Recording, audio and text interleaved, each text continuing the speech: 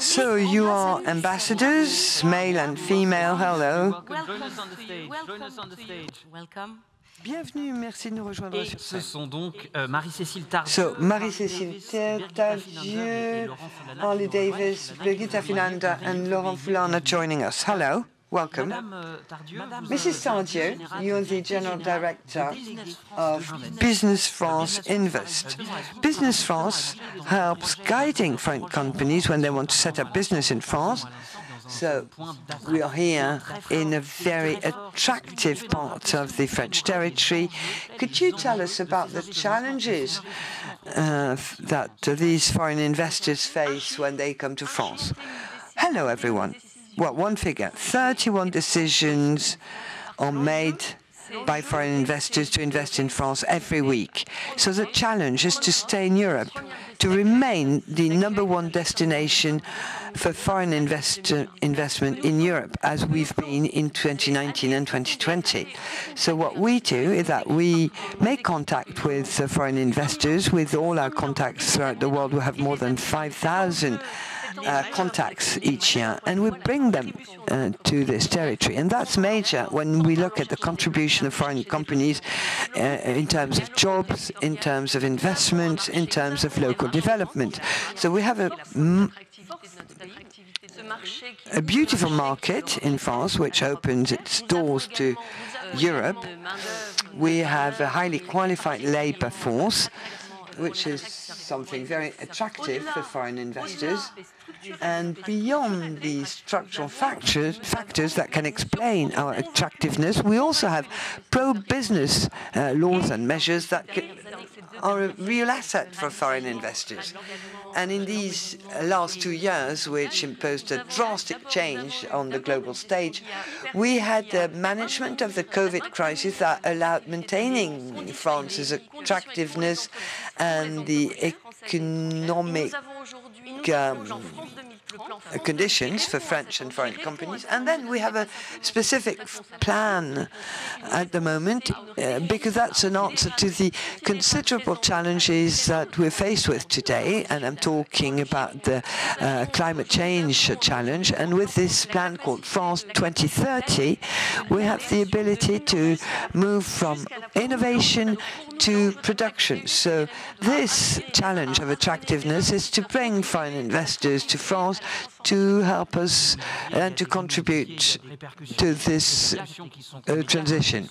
Yeah, there are immediate actions, and these foreign investments represent 45,000 jobs which are either created or maintained at local levels. So, as you said, we are a significant market. We are the gates to Europe. But what's the competitive edge of France? Why would people invest in this country? Well, for foreign investors, they all give us similar answers when they tell us why they come to France. The strength of the French market is such that many investors say, well, you're a precursor market. When a company wants to innovate, they see the French market as an opportunity to test a certain number of products with consumers or with the economic ecosystem surrounding them, and then scale it up. So we have a huge innovation capability, both in private and public entities, that allows us to move towards the new frontiers of the economy. Then we have a highly qualified labor force. And all companies, all foreign investors tell us that French engineers, and I was listening to the director of the Polytechnic Institute talking about the top ranking of French academia. So we have highly qualified labor force, and we have support mechanisms at a political level, like tax credit system, for instance. But what foreign companies are looking for, it's agility. They're looking for the ability of economic players to respond very quickly to people's and society's expectations and needs. And what we try and do collectively is to bring together all political decision makers and all industrial and academic players together to create what we call the Team France Invest. So you were talking about the excellence of French research, and CNRS is the #2 research institution in France in terms of papers published, and CEA, the Center for Atomic Energy, is #2 in the world in terms of patents. So you were talking about agility. That's key for efficacy, but that's also key to meet future challenges. So what's the role of Paris-Saclay in this context that you just described? Well, we are living in days where we need to leave an impression on people, where we need to be able to sell our products. So we need to show something for that. And as the previous speaker said before, here in Paris-Saclay, you have an entire ecosystem, and we have internationally recognized brands. When you talk to foreign investors, they understand the potential of Paris-Saclay. And what's important is bringing together research, large French companies, and large foreign companies that bring their contribution. So academia, research, the economy, that's the ability of Paris-Saclay. It's a brand, renowned, recognized brand. It's recognized as a major research cluster in the world. And what we try and do is to establish partnerships and with Paris-Saclay and make offerings to various players at international level, because we have this network. And this ecosystem is seen as an access gate, but very easy access, because, of course, we're competing with many other clusters and which have huge performance in terms of research. So we have to be united. And Business France is trying to make a contribution. We had a video conference with Turkey. We are with Paris-Saclay in Korea, in Japan, in the Rhine Valley, in Germany. Of course, we need to work together to strengthen Paris-Saclay even further. We're delighted to have a second guest with us. Laurent Fullana, you're the chairperson of Horiba France. You're with us because you're one of these companies who chose Paris-Saclay to set up one of your R&D platform or center in France, and more specifically, it's one of your largest in the world. So Paris-Saclay, you're Horiba, you're specialized in producing measurement and optical equipment. You operate in 150 countries. You have 8,500 workers or employees. Why did you choose Paris-Saclay? Well, thanks for giving me this opportunity to talk about Horiba and to explain why we decided to set up here. As you said, we are a key partner of both academia with the supplying of these measurement instruments, but also of industries. We provide solutions that allow our clients to boost innovation, and we have very close links with the scientific community, and that's very important if we want to understand problems very much upstream. But we also provide various processes to increase the efficacy and efficiency of our clients.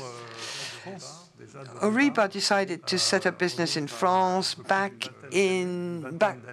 was 20 years ago. And this was a company called Horiba, which we acquired. We celebrated the 200th anniversary of this company here at Polytechnique a few years back. And the purpose of this backbone that we established through acquisition was to be at the forefront of innovation when we talk about optic instruments, which are part of the tradition as developed by Yvon.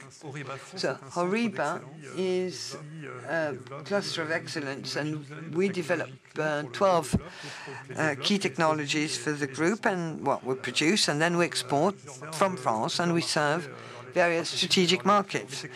The technologies for which we have a good reputation are diffraction and Raman spectroscopy. I might say a few words about this later. Our biggest markets are the energy market. Many people talking about energy market at the moment. We're very much active in the field of hydrogen, and we support key French players in their development and industrial maturity. But we're also working on semiconductors and in life science. And in each case, we provide investigation resources so that our clients can better understand the structure of the materials they develop, their performance, reliability, and the best way to produce these materials.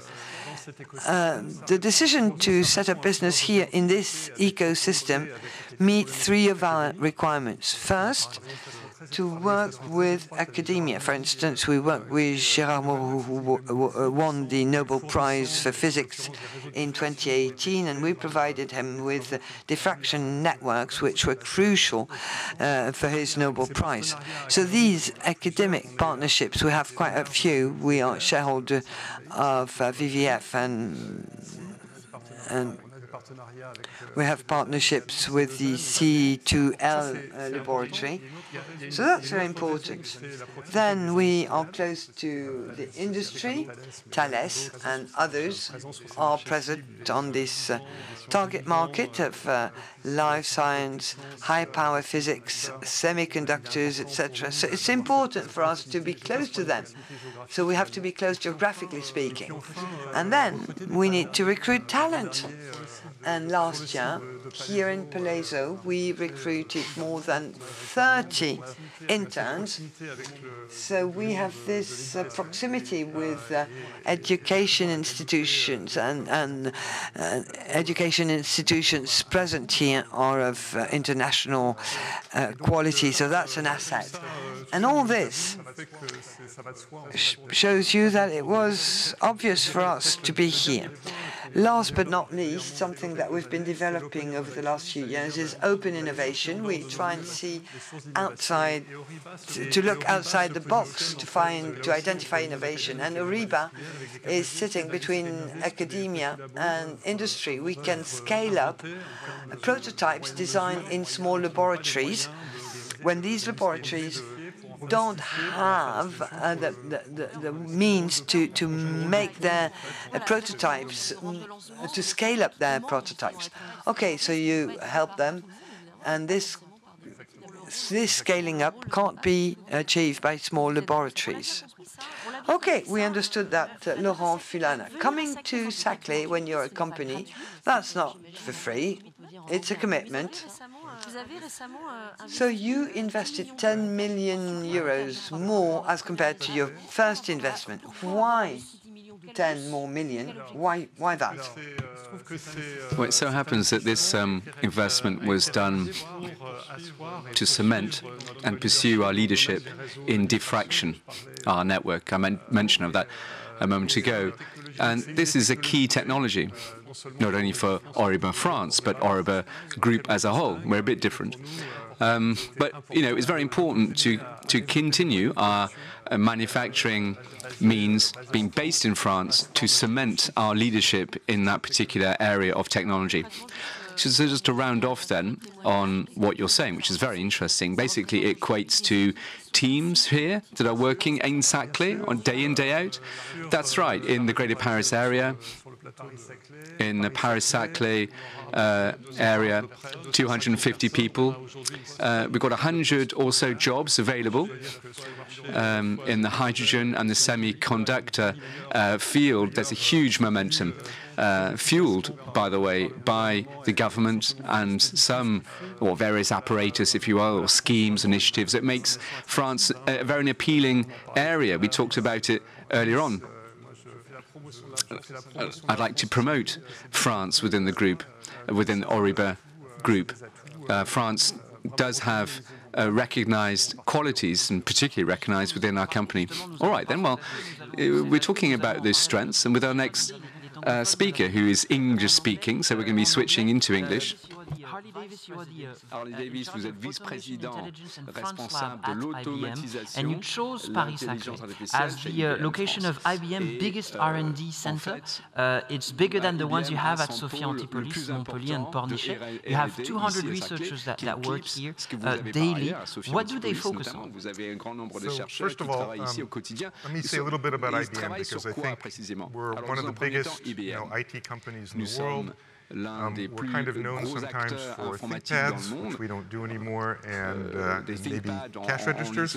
IBM today is the premier aid to big organizations, essential organizations in the world's economy, to help them leverage the innovations that happen today in IT. And globally, IBM focuses in two big areas. One is hybrid cloud, helping companies leverage their IT resources in the best way possible. And the second is artificial intelligence, which means helping organizations leverage the data that is generated in greater and greater quantities to help benefit the organization and help benefit their customers. And IBM does this on a worldwide basis. We have 3,000 researchers worldwide. We have 50,000 developers worldwide generating technology solutions and consulting in these areas. In France, we have this particular focus in this spectrum. We're focused on what we would call trusted and explainable artificial intelligence, helping advance the state of the art in helping companies understand how to use the artificial intelligence models that they sometimes generate to understand what's going on in their business, helping to explain it, helping to make those models more trustworthy and make it easier to deploy them in the business on a regular basis. So what we're doing here in France is developing a set of technologies, a set of products, and a set of services to help our customers adopt those innovations. And is it exactly what you do here, those areas that you mentioned, to create AI that is trustable and that is easily understandable or explainable? Is this what happens here at Paris-Saclay? That's exactly right. So we take examples from our customers. For example, we might take customers who are evaluating let's say credit card fraud, looking at examples of credit card fraud.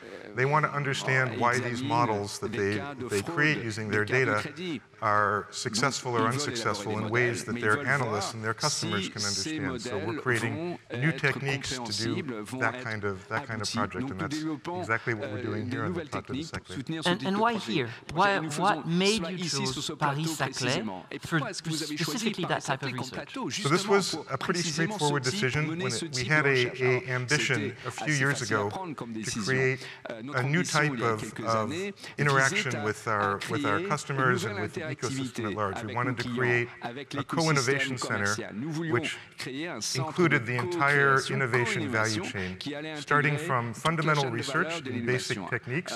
And so it was important for that part to work with the academic and research ecosystem, which is really focused here in the Plateau de Saclay, continue to be able to develop new technology and new products that leverage that research innovation. And we wanted to work with our customers whose R&D centers are often right here on the Plateau de Saclay to make the best possible products for them.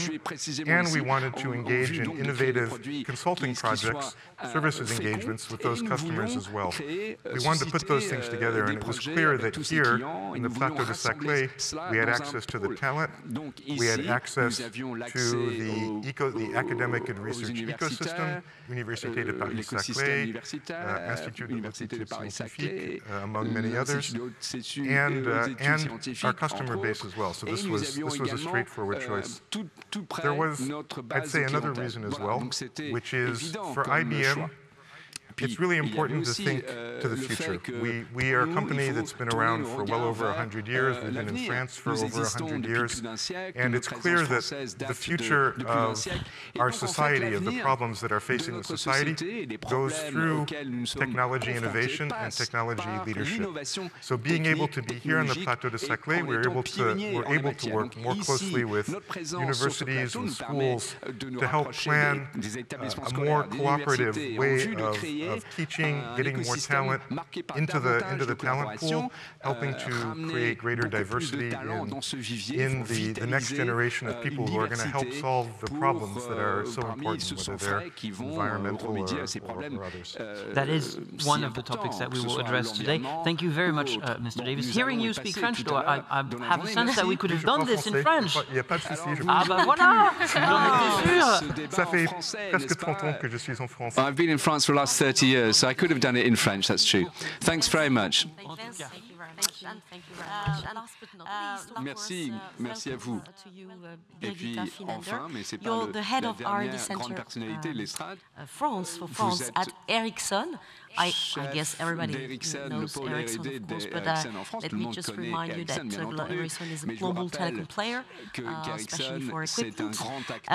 Over 180 countries with more than 100,000 employees, I just want to mention.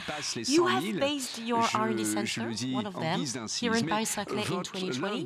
Could you explain why? Yes, absolutely, and thank you very much for inviting me here. I'm happy to share. D'abord, merci de votre invitation. Je suis ravi d'être parmi vous. First of all, this is not an easy decision to make when you want to open up a new R&D center. We did a very thorough analysis. We wanted to strengthen our analyses au préalable et nous voulions renforcer notre présence we looked in everything from Donc nous avons examiné nos clients, les profils de nos clients, l'écosystème en arrière-plan, pour les petites sociétés, des start-up, en passant par les très grandes sociétés. Les talents, c'est vraiment essentiel d'avoir de bonnes compétences. Et tout cela nous a permis de prendre une décision, de s'implanter en France. Alors, avant, nous n'avions pas de présence d'R&D en France. Nous avions des pôles commerciaux et de livraison, Ericsson is for the global portfolio. So everything we do, wherever we do it, in the different R&D centers, is delivered to the customers all over the world. So it was a very thorough analysis, and we saw that France is a very interesting country. Of course, it's a big country with a lot of inhabitants, and it is also knowledgeable for the competence and so on. We also have big customers here that we saw that we would like to have a closer cooperation with. So why we really choose Paris-Saclay were very much that we saw the talents here. We saw the universities, but we also saw the experienced people that existing in this area. And, of course, the startups and the companies were here where we can collaborate and so on. So 2020 we opened up, and today we have recruited 140 persons, and we're aiming for 300, hopefully next year if we manage. When we talk about an ecosystem, as we all know now, Paris-Saclay is not only university or thousands of students working on the future. It's like Laurent Fullana has explained, an ecosystem of big industrials like you, but also different other parties. Could you tell us more about the value being part of that ecosystem for Ericsson? Yeah, Ericsson, that is super important because, of course, first of all, we would like to connect to the research on the forefront of the technology and do research activities together with universities and research institutes, and that is what we are doing here. But also, we want to have collaborative projects where we include both universities, research institutes, and other companies, startups, and also bigger companies where we see collaboration is important. And I think, we have one example that we call Beyond 5G, where we look into the cybersecurity domain, where we have collaboration with IMT and with Thales and many other companies. So it fits very well here. That was my last question to you, Birgitta. It was like, what kind of research are you particularly focused on? What kind of research? Yeah. So, first of all, I would like to say that this R&D center, from an Ericsson perspective, is a quite different one from many others, because here we are really focusing on high technology, future technology. And it's a very strategic R&D center. So we are looking into security is one of the big domains. We are looking into AI, machine learning, automation of our products and deployment of our products. We are working a lot with more private networks, mission-critical networks, and ease of use of our products. That goes all together. And we have all activities coming both from the research perspective to product development. So we also see the chain all over that. And I think that is very fruitful. Madame Tardieu, ce que vous venez d'entendre, j'imagine. So, Mrs. Tardieu, what you've just heard illustrates perfectly, in fact, what you told us a moment ago. So in light of that, the investment choice that you've had for France and investment choices in France is guided by R&D, or are there other things involved? Obviously, here we're looking at scientific investment and the excellence of education here. That's some of the trump cards of France, but are there other cards that France holds in its hands that possibly a bit more mainstream? Yes, among the criteria that prompt people to choose France is quite obviously the innovative capacity of France and the French Plan 2030, which will make available 50 billion euros to companies that will come and weigh in the balance in the French economy. That is a criteria. Next criteria that we can see very often is that of France's industrial capacity. You will have noticed in our literature that we published last year, significant progress made by industrial products. We have seen de-industrialization in the past, admittedly, but what we do see now is that we have qualified labor to get involved in industry, and France remains very much appealing in mainstream traditional sectors, but they are undergoing change. So the key point here is to see, look, there are transformations underway in the energy field, in the automotive sector, in the construction industry, and the major point here is to try and incorporate innovation in these traditional sectors. So we're delighted, when Paris-Saclay is showing momentum and dynamic. We really need to build a bridge between Saclay and what's going on in the industry, because it's all about agility. Investors want to see something that's good for the long term, but they also want to find answers to their questions. So the challenge that we've all got to grapple with is to make sure that all the schemes, all the initiatives can be known to provide support to foreign investment in conjunction with French companies that are themselves powerful engines for foreign investors, for example, or the startups here bear that out. Now, I've understood, Mr. Davis, that I understand French perfectly. So here you're talking about recruiting local talent. You're talking about the excellence of education in France. Now, within your company, and by way of a reminder, as you've said, you've got centres dotted around the world. You have a world footprint. But some of your researchers, are they asking to come to France to say, look, hang on a sec, France is brilliant. I'd like to go there. Yes, for various reasons. To be in France is obviously of value when you're French, as you can imagine, but there's a certain mindset, research and advisory or consultancy mindset in France, which is quite singular. When you think about our presence in France, historically, it's this French way of thinking. It's kind of with a legacy of Descartes, but linked up with creativity. I would think that really that sparks huge intellectual and emotional interest to work with other people. And that's one of the reasons why I came to France, to discover how the French did things. So, thanks to one and all. Thank you very much. Merci de votre présence. Merci d'avoir nous avoir Of rejoints. course. C'est maintenant l'heure de... So, it's now time to move on to our next sequence. We brushed on the topic a moment ago. Thanks very much to our ambassadors. So now it's the Spring 50 pitch context. So 5 startups are going to be coming on the rostrum talking about green tech.